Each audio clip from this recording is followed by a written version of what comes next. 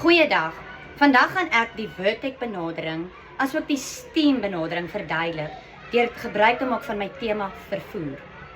Vertex staan bekend vir wetenskap, ingenieurswese, tegnologie, kuns en wiskunde.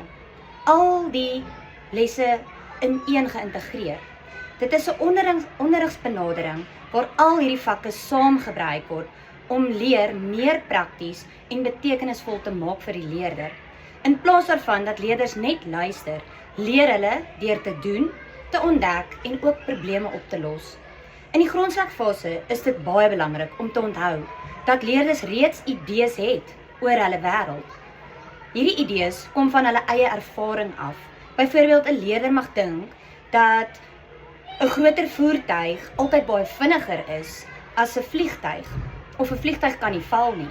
As onderwyser moet ons hierdie idees ernstig opneem en eers verstaan wat leerders dink voordat ons nuwe kennis aanbied. Daar is 'n verskeidenheid onderrigstrategieë wat ons kan gebruik in hierdie Vertex benadering. Een belangrike strategie is ondersoekgebaseerde leer, waar leerders vrae vra en ook self hierdie antwoorde ontdek. Nog 'n strategie is samewerkende leer, waar leerders in groepe kan saamwerk om idees te deel. En die laaste ene is probleemgebaseerde leer, wat ook belangrik is, waar leerders 'n probleem kry en dat hulle dit moet oplos self. Vertex kan ook ander benaderings gebruik, soos spelgebaseerde leer. In die grondslagfase leer kinders baie goed deur spel.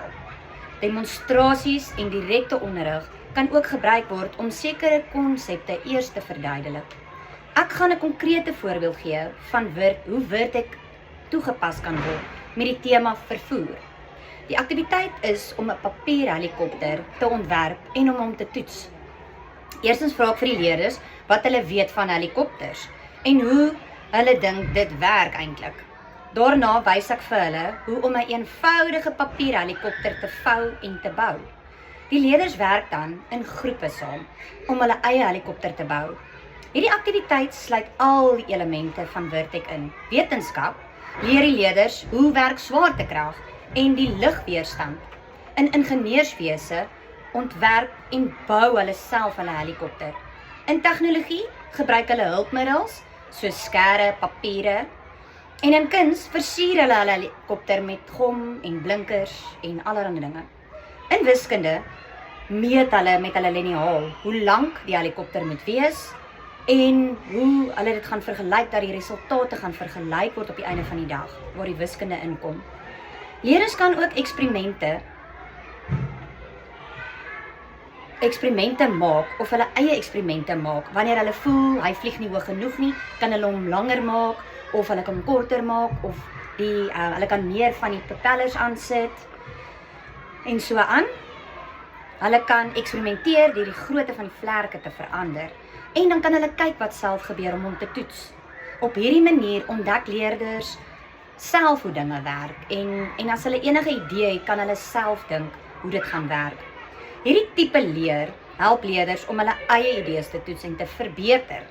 En ek dink as hulle in 'n groep werk, dan is dit nog beter want die een deel sy gedagte met die ander een en ek dink kan mens by 'n goeie resultaat uitkom. Dit ontwikkel ook belangrike vaardighede soos probleemoplossings, kritiese denke en ook samewerking in 'n groep.